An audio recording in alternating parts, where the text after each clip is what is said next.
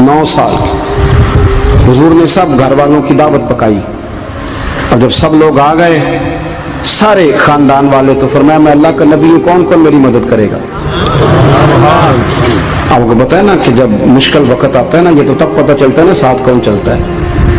अमीर आदमी हो ना, जिसके पास 10 करोड़ रुपया हो, और वो अपने मकान का तीसरा लेंटर डालने लगे ना, तीसरा, तो सारे बड़े बड़े लोग आकर पूछते हैं चौधरी साहब कोई ज़रूरत हुई तो बताना, पैसे पूछे। तो गरीब आदमी की छत गिर जाए तो उसे कोई भी नहीं पूछता, बल्कि जिनसे ताल्लुक होता है वो भी मोबाइल बंद कर लेते हैं। वो कहते हैं इसलिए वापस कैसे कर दें। हजरत मौला अली उस जमाने में जब शाम सूंघ गया सबको, हुजूर ने फरमाया कौन कौन मेरे साथ चलेगा। रोटी भी खा ली, घर भी आ गए, सादक और अमीन भी कह दिया, जब का चलेगा कौन कौन, चुप कर गए। तो हजरत अली कहते जब मैंने हुजूर के चेहरे पर जरा परेशानी देखी ना, ये चलते क्यों नहीं, तो आप फरमाते हैं कि अभी मैं खजूर खा रहा था, कुर्ता लंबा पहना हुआ था, सबसे पीछे बैठा था, और हजरत अली का कद भी दरमियाना था। आप फरमाते मैं उठा और खजूर अभी मेरे मुंह में थी, झटपट मैंने उसी तरह निकाल के जेब में डाल, और मैं पंजों के बल खड़ा हो गया, दोनों बाजू खड़े करके कहा हुजूर ये नहीं बोलते तो ना बोले, आना नासिरू का या रसूल अल्लाह, ना हाफिजू का या रसूल अल्लाह। हुजूर आप जहां जहां कहेंगे अली आपका मददगार बनेगा, दीन की मदद करेगा, और अगर आप तक कोई आएगा तो अली आपकी हिफाजत करेगा। 9 साल की उम्र में चले अली दीन की नौकरी पे। फिर बदर में भी पहली साफ में, ओहद में भी पहली साफ में, खंदक में भी पहली साफ में। एक जंग में हुजूर ने काली तू रह जा, इस दफा रह जा, तो अर्ज की रो पड़े। हजरत अली दलेर आदमी थे, रो पड़े, कहने लगे हुजूर आप मुझे बच्चों और औरतों के पास छोड़ के जा रहे हैं, हुजूर मुझे ले चले, मैं मैदान का जिंदगी सारी गुजार दी, सारी जिंदगी गुजार दी, अपने जमाने में आपस का इख्तलाफ भी देखा, सारी जिंदगी शेर खुदा ने दीन को दे दी। कूफे की जामे मस्जिद में 21 रमजान को जब हजरत अली को खंजर लगा ना, उस तारीख में जुमला महफूज है, खंजर लगा ना जब, वो 9 साल की उम्र में यारी लगाई, 63 साल उम्र हो गई, जब खंजर लगा तो कहने लगे फुज़्तु बिरब्बिल काबा, मुझे रब्बे काबा की कसम आज कामयाब हो गया हूँ। पानी परन सहेलियां ते रंगा रंग कड़े, असी परया उस दा जानिए जिस दा तोड़ चढ़े। कहा देखो भाई मैं आज कामयाब हो गया, मैं कामयाब हो गया, वो जो मैंने कहा था हुजूर मैं साथ रहूंगा, तो ले सजना सा तोड़ निभाई, जान दिती राह तेरे दे दिया, हर चीज दीन को दे दी। कौन सी प्रॉपर्टी छोड़ के गए पीछे, कौन सा निजाम बना के गए। इमाम हसन भी शहीद हुए, पता है आपको, इमाम हसन का भी दिन मनाना चाहिए कि नहीं। उनके यौम विसाल पे भी कुछ जलसा कर लिया करो, बड़े हैं इमाम हुसैन से। इधर सारा जमाना चलता है उधर चल पड़ते हो। हदीस में जहां जहां नाम आया ना, पहला इमाम हसन का है, दूसरा इमाम हुसैन का है, और इमाम हुसैन के अपने जुमले हैं, फरमाते हैं मेरा भाई नहीं मेरा इमाम भी है, मेरा इमाम भी है। और आप फरमाया करते थे मैंने बड़ी चीजें उस हसन से सीखी हैं, जो उन्होंने सीखा एक बताऊं उसमें से। कुछ लोग थके थके हैं आप में से, हालांकि मैं तो ज्यादा सफर करके आया हूँ, अर्ज करूं जो उन्होंने सीखा है सुनो।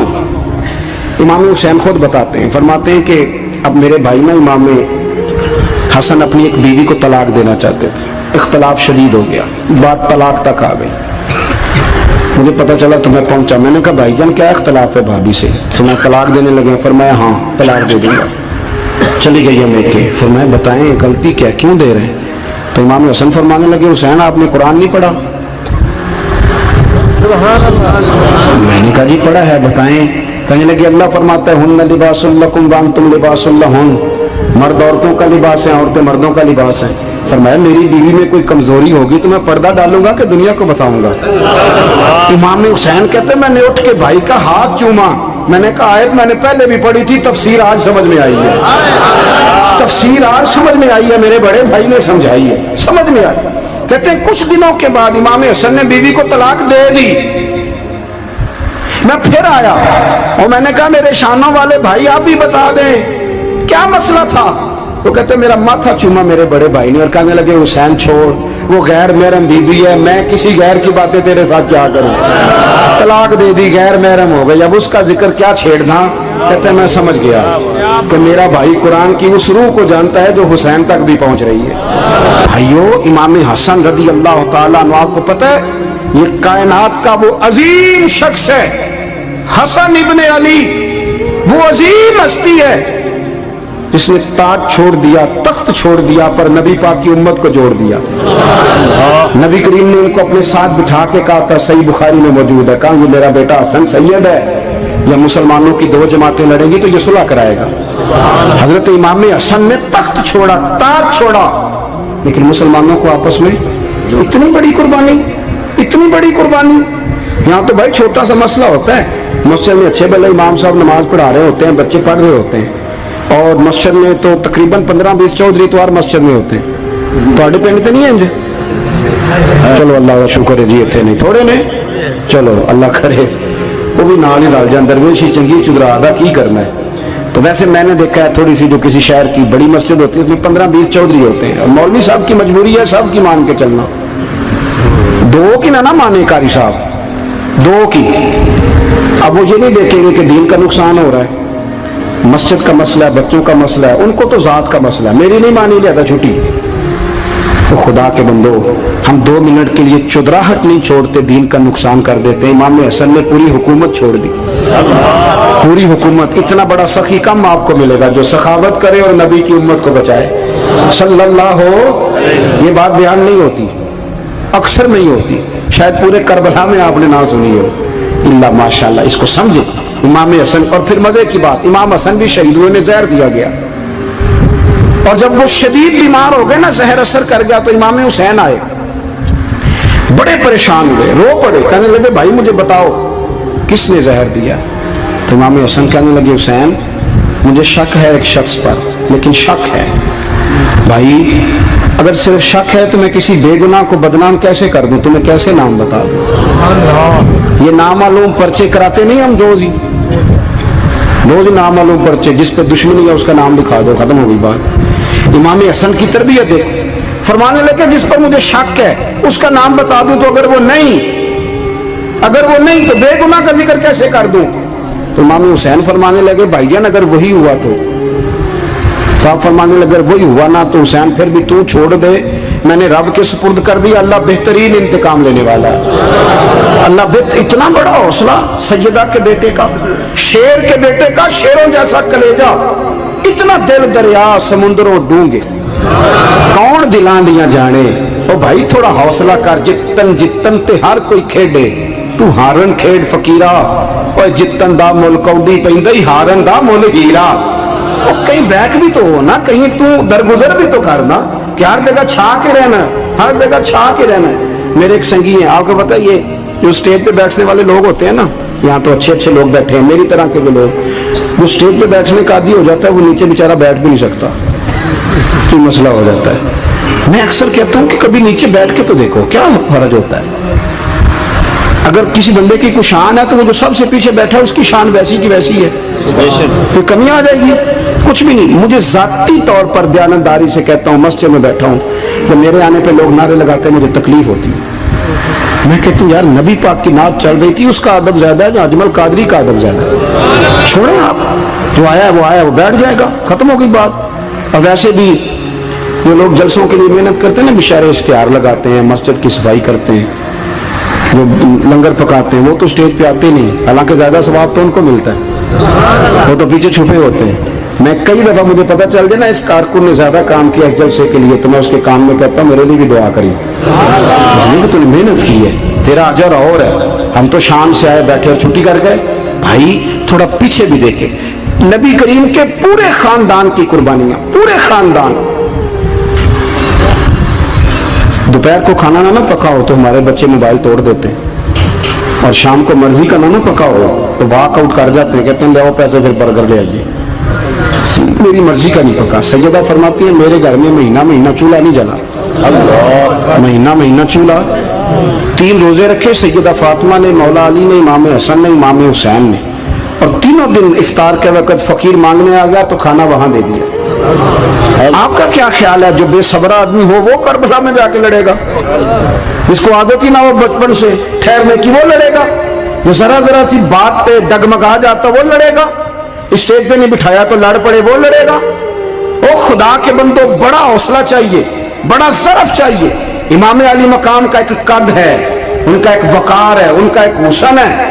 امام حسین رضی اللہ تعالیٰ عنہ نے 25 حج کیے مدینے سے مکے پیدل جا کے، दोनों भाइयों ने हर रोज 10 सिपारे कुरान पाक के इमाम हुसैन पढ़ते थे। हजरत अब्दुल्ला इब्ने जुबैर कहते हैं मैं सैयदा फातिमा के बेटे हसन और हुसैन से जब भी मिला हूं दोनों भाइयों ने रोजा रखा हुआ होता था। उन्होंने अपनी जिंदगी तकवे से गुजारी, परहेजगारी और सखावत। सुभान अल्लाह। पता है सखी मालदार नहीं होता, हुजूर ने फरमाया बंदा दिल का गनी होता है। मालदार तो बंदा बनता ही तब है जब पैसे जमा करे, सखावत करने से थोड़ी मालदार बनेगा। इसलिए दरवेश कहते हैं माला वाले सखी नहीं होंगे, सखियां कोल माल नहीं होंदा।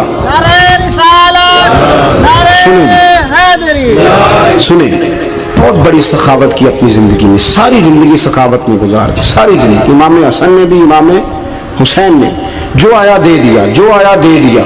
हजारों दिनार आते।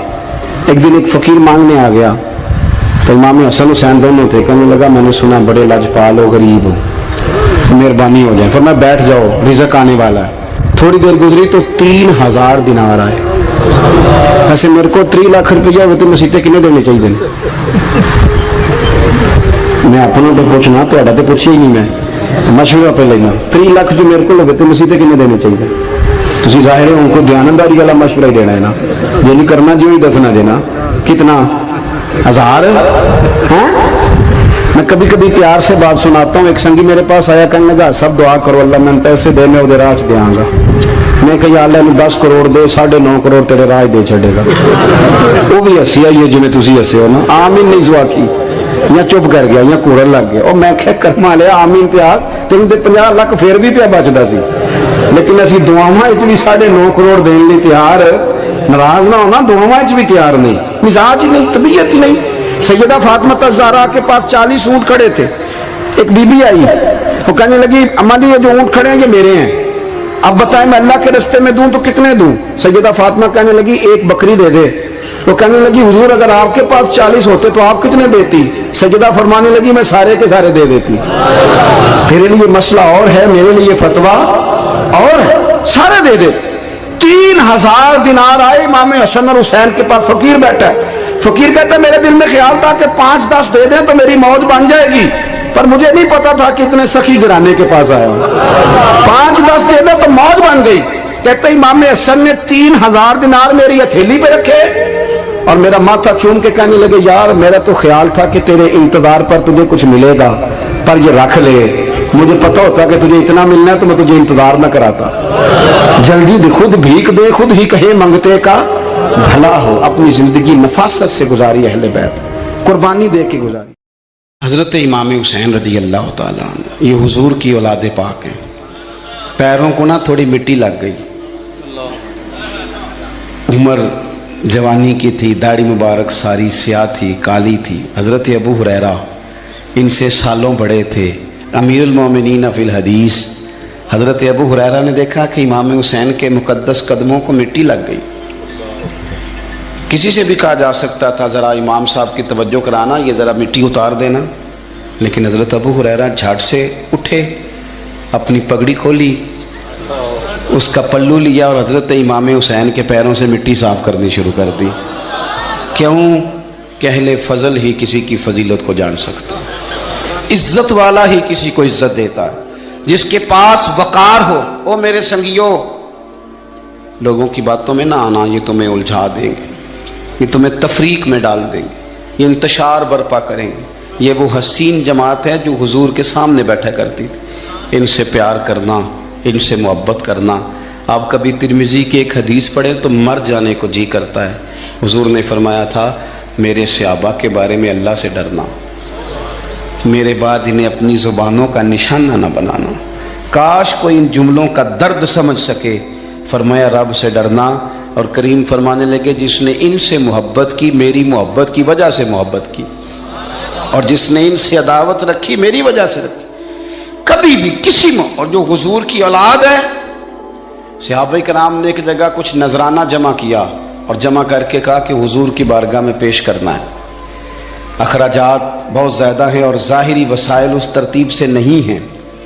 ये नजराना हर महीने पेश करना है। जब वो लेके हुजूर की बारगाह में गए ना तो अल्लाह ने कुरान नाजिल कर दिया। फरमाया महबूब इनसे कह दो ला अस्अलुकुम अलैहि अजरा, میں تبلیغ دین پر تم سے کوئی اجر نہیں مانگتا، الا المودۃ فی القربى، بس میرے قریبیوں سے پیار کرتے رہنا، میرے قریبیوں سے محبت کرنا، پیار کرنا قریبیوں سے۔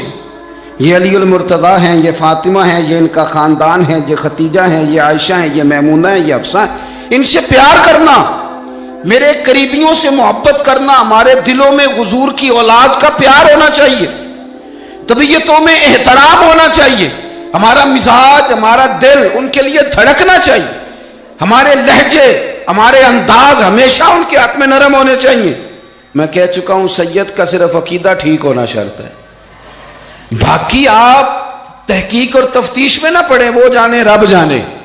آپ کوشش فرمائیں ہماری اولادیں، ہم خود اور اہل فضل کا ادب کبھی نہ چھوڑیں۔ دوسری بات آپ سے یہ عرض کرنی ہے، اس کو اچھی طرح سمجھ لیں کہ قومیں اپنے اسلاف سے بڑی ہوتی ہیں ہمیشہ، بڑا ہم ہوتا ہی وہ ہے جس کا کوئی بڑا ہوتا ہے، جس کا کوئی بڑا نہیں ہوتا وہ کبھی بھی بڑا۔ یہ کچھ عرصے سے ٹرینڈ چلا ہے، اگرچہ یہ درست نہیں ہے۔ آپ کسی سنار کی دکان پہ جائیں تو اس نے اپنے پیچھے نا اپنے والد صاحب کی اور دادا کی فوٹو لگائی ہوتی ہے۔ حکیم کی دکان پہ چلے جائیں، کپڑے والی دکان پہ چلے جائیں تو اس نے پیچھے اپنے دادا کی، والد کی فوٹو لگائی ہوتی ہے۔ اگرچہ یہ درست نہیں، تصویریں نہیں لگانی چاہیے، تصویریں ان کے کیا پیروں کی بھی نہیں لگانی چاہیے۔ جہاں تصویر ہوتی ہے وہاں نماز کیسے پڑھی جائے گی؟ فرشتہ رحمت کا نہیں آئے گا۔ یہ تو اب ایک ضرورت بن گئی، تو اب ضرورت کیا، اب تو خیر نفسیاتی مسئلہ بن گیا ہمارا، یہ نفسیاتی مسئلہ ہے۔ یعنی سلام بعد میں فوٹو پہلے، یعنی سیانے سیانے لوگ، اور یہ ہمیں ایسے کھیل تماشے میں لگایا گیا ہے کہ میں ڈھیر سارے لوگوں پر غور کرتا ہوں، پھر ان کے لیے دعا کرتا ہوں کہ یا اللہ ان کی مدد فرما۔ یعنی اس طرح کی حالت ہے کہ وہ زندہ ہی موبائل کے اندر ہیں، ہر چیز ہی۔ مجھ سے ایک دفعہ ایک صاحب نے پوچھا، مولوی آج کل بڑے لڑ رہے ہیں۔ میں نے کہا وہ 4-5 ہے جن کو آپ موبائل پہ دیکھتے ہیں، آپ میرے ساتھ آئیں، میں آپ کو 20 اور سینکڑوں شیخ الحدیث بتاتا ہوں جو سکون سے بیٹھ کر رسول اللہ کا دین پڑھا رہے ہیں۔ تو آپ مسئلہ سے تو یہ ہے کہ ہم نے کل زندگی وہ سمجھ لی ہے جو موبائل کے اندر ہے۔ بہرحال وہ تصویر لگائی ہوتی ہے سنار نے بھی اور حکیم نے بھی اور ڈاکٹر نے بھی اور بہت سارے لوگوں نے کہ جناب اب یہ جو تصویر لگاتے ہیں تو اس کے پیچھے پوری حکمت ہوتی ہے۔ آپ ان سے پوچھتے ہیں یہ فوٹو کیوں لگائی ہے، تو وہ کہتے ہیں ہم یہ بتانا چاہتے ہیں کہ یہ کام آج نہیں ہم نے شروع کیا، ہمارا شجرہ پرانا ہے، ہمارے باپ دادا سارے یہی کام کرتے تھے، ہمارا خاندانی ورثہ ہے۔ وہ ثابت یہ کرنا چاہتے ہیں کہ ہم پیچھے سے ہمارا ایک سلسلہ آ رہا ہے۔ ساری دنیا اپنے اکابرین کو، اسلاف کو، بڑوں کو ان کے زور پر بڑا ہونا چاہتی ہے۔ یہاں کچھ لوگ ایسے آئے ہیں جن کے نزدیک معاذ اللہ صحابہ ہی ٹھیک نہیں تھے، اہل بیت ہی ٹھیک نہیں تھے۔ آپ اپنی سند کیسے مضبوط کریں گے؟ اگر وہ اولین جو حضور کے سامنے بیٹھتے تھے وہی ٹھیک نہیں تھے تو پھر ان سے ہو کے جو دین آگے آیا اس کو تم کیسے ٹھیک مانو؟ ساری چیزوں کو مشکوک کرنا چاہتے ہیں۔ ہمارے بزرگوں نے، امام بخاری نے، امام مسلم نے محنت کر کے حدیثیں تلاش کی، اصول بیان کیے کہ یہ حدیث صحیح ہے، متواتر ہے، حسن ہے، ضعیف ہے، کیا ہے، اس کے اصول اور قاعدے بیان کیے۔ اور جب انہوں نے خود پوری تحقیق کی، آپ تھوڑی سی، آپ مشکل بات نہیں کر رہا، تھوڑی سی آپ غور کریں گے، انہوں نے سینکڑوں میل کا سفر کیا، گھوڑوں پہ، پیدل، اونٹوں پہ، ریسرچ کر کے بتایا کہ یہ حدیث بالکل درست ہے، اپنی سند کے اعتبار سے، متن کے اعتبار سے یہ متواتر درجے کی ہے۔ انہوں نے پوری ریسرچ کی۔ پھر غور کریں کیا کہہ رہا ہوں، جب پوری تحقیق کر لی تھی تو پھر انہیں کہنا چاہیے تھا نا یہ نبی پاک نے فرمایا ہے، کہنا چاہیے تھا نا کہ یہ حضور نے فرمایا، ہماری تحقیق ہے، حدیث درست ہے۔ لیکن کسی نے بھی ڈائریکٹ نہیں کہا۔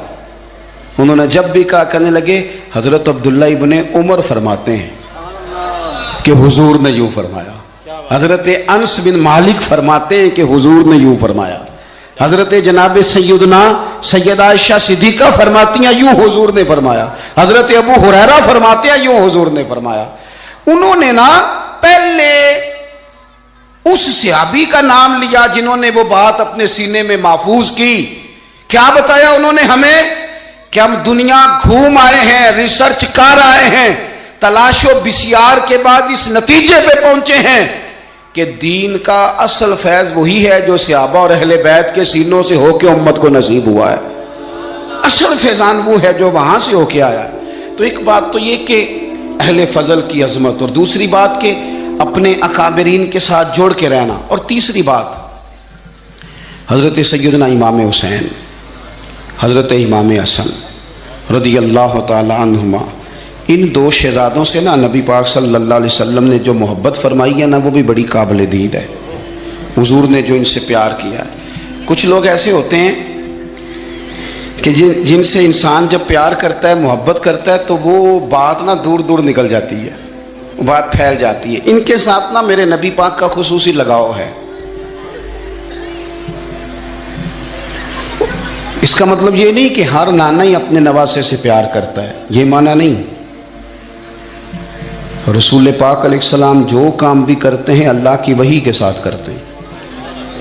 حضور کا ہر کام وحی خدا ہے، اپنی مرضی سے حضور کوئی کام نہیں کرتے۔ تو نبی پاک نے جو بھی کیا ہے وہ امت کے لیے نمونہ ہے۔ حسنین کریمین سے جو حضور کا پیار ہے، جو نبی پاک علیہ السلام کی ان کے ساتھ والہانہ محبت ہے، اعلیٰ حضرت بریلوی نے حدیث لکھی ہے، راوی حضرت عثمان غنی ہے رضی اللہ تعالیٰ عنہ۔ حضور سید عالم صلی اللہ تعالیٰ علیہ وآلہ وسلم نے نا گھر میں پیغام بھیجا، فرمایا فاطمہ سے کہو ذرا حسن حسین کو تو بھیجے۔ یہ سارا دن ہی حضور کے پاس رہتے ہیں، سارا دن ہی، لیکن وہ جو والہانہ پن ہے، جو محبت ہے، جو ان کے ساتھ محبوب کا خاص لگاؤ ہے، سیدہ سے کہو ذرا شہزادوں کو بھیجے، تھوڑی سی دیر ہو گئی آنے میں۔ اعلیٰ حضرت فرماتے ہیں یوں لگتا جیسے سیدہ فاطمہ کپڑے نہیں ماں بدلنے لگتی بچوں کے، خوشبو نہیں لگانے لگتی، تھوڑی تیاری میں دیر ہو گئی تو محبوب نے نظریں جمائی ہیں اس حجرے کی طرف جہاں سے امام حسن اور حسین نے آنا ہے۔ رحمت کے عجب ہی جمیلے ہیں، حسنین یہاں پر کھیلے ہیں۔ تو دونوں شہزادوں جب دروازہ کھلا تو حضرت عثمان غنی کہتے ہیں بچے جب نکلے نا دونوں، تو یہ کوئی 10 15 50 100 میل دور سے تھوڑی آ رہے ہیں، تو یہیں رہتے ہیں۔ محبوب کے قرب خاص میں انہیں سایہ کرم ہر وقت نصیب ہے، لیکن نبی کریم علیہ السلام کا جو والہانہ پن ہے، جو ان کے ساتھ حضور کا رشتہ محبت ہے، جیسے ہی دونوں شہزادے آئے، حضرت عثمان غنی فرماتے ہیں محبوب نے مقدس گھٹنے زمین پہ رکھ دیے اور دونوں بازو کھول دیے۔ ایک شہزادہ اس سینے سے لگ گیا اس کندھے سے، ایک اس کندھے سے لگ گیا۔ اور پہلے بھی حضور پیار کرتے تھے، پر آج تو رخ ہی بدل گیا بات کا۔ اللہ کے پیارے حبیب علیہ الصلوۃ والسلام فرمانے لگے اے اللہ، یہ دونوں شہزادے کندھے سے لگے ہوئے، حضور فرمانے لگے اے اللہ میں ان دونوں سے محبت کرتا ہوں، تو بھی ان سے محبت فرما۔ اور کہا اے اللہ جو جو میرے حسن حسین سے محبت کرے تو ان سب سے محبت فرما، تو ان سب سے پیار کر جو میرے حسنین سے پیار کرے۔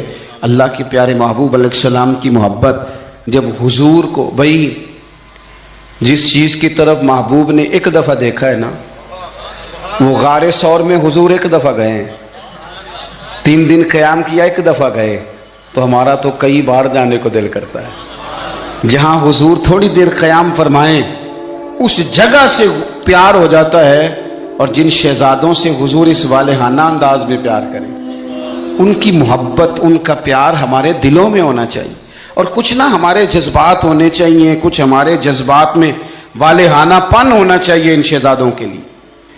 آج کل نا ہمارے ہاں دور ہے تقریروں کا، پوسٹیں لگانے کا، اپنی اپنی رائے، اور ویسے بھی جو ہم لکھ رہے ہوتے ہیں، جو بول رہے ہوتے ہیں، وہ اپنے لیے نہیں ہوتا الا ماشاءاللہ، وہ تو سامنے والے کے لیے ہوتا ہے۔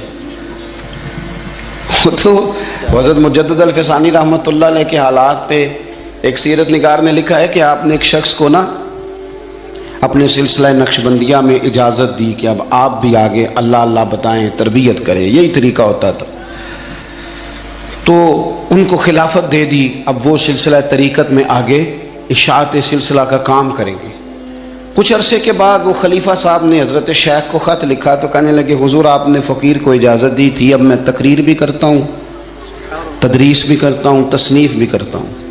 تو حضرت فرمانے لگے آپ بہت اچھے کام کر رہے ہیں، رب آپ کو برکت دے، پر یہ سارا کچھ تو آپ لوگوں کی اصلاح کے لیے کر رہے ہیں، کچھ اپنے لیے بھی کرتے ہیں، رات کو تہجد میں اٹھ جاتے ہیں، کچھ اللہ کے حضور رونا نصیب ہو جاتا ہے، کچھ آپ کو درود و سلام کی کیفیات نصیب ہوتی ہیں. یہ تو جو کچھ ہے الحمدللہ بہت اچھا ہے، قابل تعریف ہے. اور یہ تو آپ خدمت دین کا کام کر رہے ہیں نا لوگوں کی. آپ اپنے لیے کیا کر رہے ہیں؟ یہ بھی تو مقام غور ہے. بہت ساری چیزیں آج ایسی ہیں جو تقریروں میں تحریروں میں، لیکن ہمارے پرانے بزرگ جو تھے ان کا حسین کی وہ شخصیت تھی کہ مشکات میں حدیث ہے، نبی پاک صلی اللہ تعالی علیہ وسلم کی چچی جناب ام فضل صبح صبح گھبرائی حضور کی بارگاہ میں آئیں. عرض کی یا رسول اللہ صلی اللہ علیہ وسلم آج میں نے عجیب خواب دیکھا ہے، میں ڈر گئی ہوں. حضور نے فرمایا چچی کیا دیکھا؟ عرض کی حضور میں نے دیکھا ہے کہ آپ کے وجود کا گوشت کا ایک ٹکڑا کٹ کے میری جھولی میں آ گیا ہے. حضور یہ کیا ہے؟ تو محبوب خواب سن کے مسکرائے، فرمایا چچی یہ پریشانی والا خواب نہیں، یہ تو خوشی والا خواب ہے. اللہ فاطمہ کو بیٹا عطا کرے گا اور وہ تیری گود میں کھیلا کرے گا. چونکہ وہ میرے وجود کا ٹکڑا ہوگا لہذا خواب تجھے یہ آئی ہے. تو امام حسین پیدا ہوئے، امام حسن کی عمر ابھی 11 مہینے تھی. تو نبی پاک نے امام حسین کو جناب ام فضل اپنی چچی کی گود میں دے دیا کہ فاطمہ کے لیے دونوں بچے سنبھالنا مشکل ہوگا. وہ خواب اس طرح پوری ہوئی. امام حسین سے حضور نے بڑا پیار کیا، بڑی محبت فرمائی نبی پاک سے. کچھ حدیثیں میں نے جمعے میں عرض کی تھیں. حضرت ابو ہریرہ رضی اللہ تعالیٰ عنہ کہتے ہیں یہ واحد بچہ تھا حضور کے گھرانے کا کہ میں نے دیکھا کہ نبی پاک صلی اللہ علیہ وسلم بیٹھے تھے تو یہ حضور سے کہہ رہے ہیں، نبی پاک سے کہ نانا جی اٹھ کے کھڑے ہو. کہتے ہیں حضور کھڑے ہو گئے تو کہنے لگے میں نے آپ کے برابر جانا ہے. بچے جو مرضی ضد کر لیتے ہیں نا. قد چھوٹا تھا، عمر 7.5 سال تھی. کہنے لگے نانا میں نے برابر جانا ہے. تو نبی پاک صلی اللہ علیہ وسلم نے ہاتھ پکڑ لیے، فرمایا چل پھر ہو جا برابر.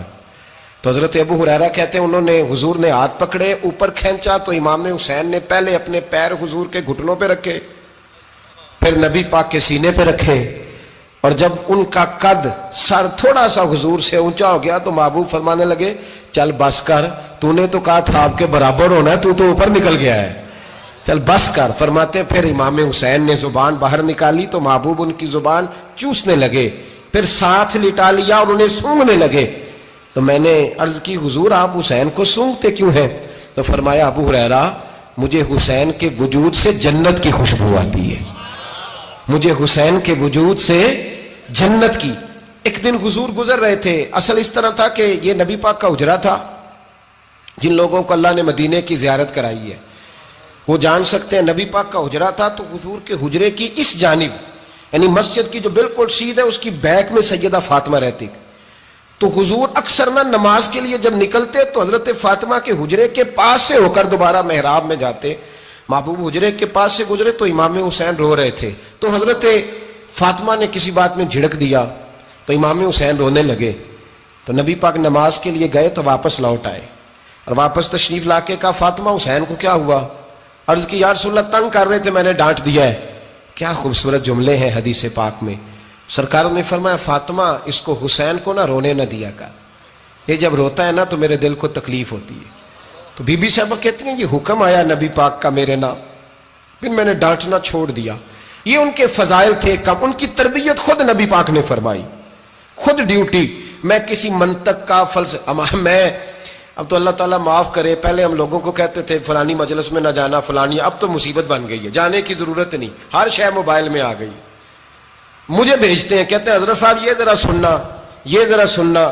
کل کراچی سے کچھ مہمان آ گئے اور بچوں نے وہ کلپ سنبھال کے یہ مولوی دیکھو کیا کہتا ہے. اب آیتیں پڑھی جا رہی ہیں قرآن پاک کی، اتنا ٹکڑا یہاں سے لیتے ہیں، اتنا ٹکڑا یہاں سے لیتے ہیں اور ملا کے پتہ نہیں کون سا مکسچر بنا رہے ہیں. کسی آیت کا ترجمہ نہیں، کوئی واضح حدیث نہیں. ایسے ہوا ہوگا پھر اس کو اس سے جوڑ لیں تو کیا بنتا ہے، اتنی جمع کر لیں. یہ کون سا دین ہے جو توڑ مروڑ کے بیان کر رہے ہیں؟ کون سا مذہب ہے؟ دین تو واضح کھلی کتاب ہے.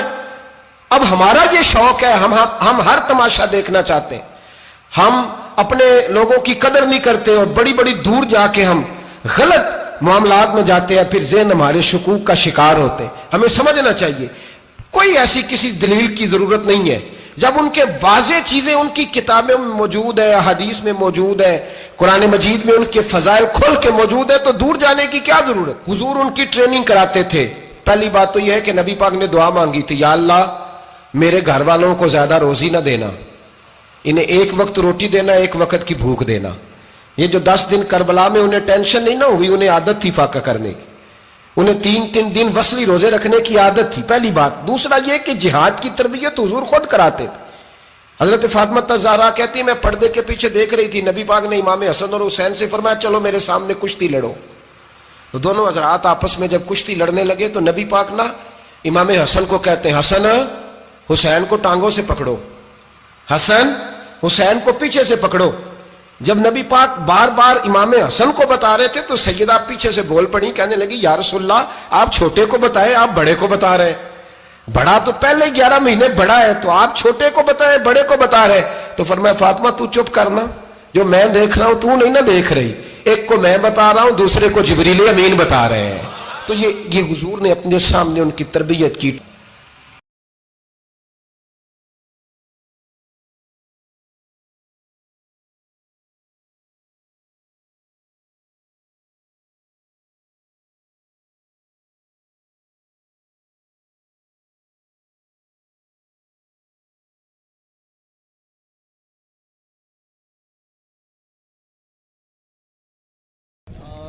اللهم صل على سيدنا ومولانا محمد اللهم صل على سيدنا ومولانا محمد اللہ کے شیر ہے در کرار پر درود اللہ کے شیر ہے در کرار پر درود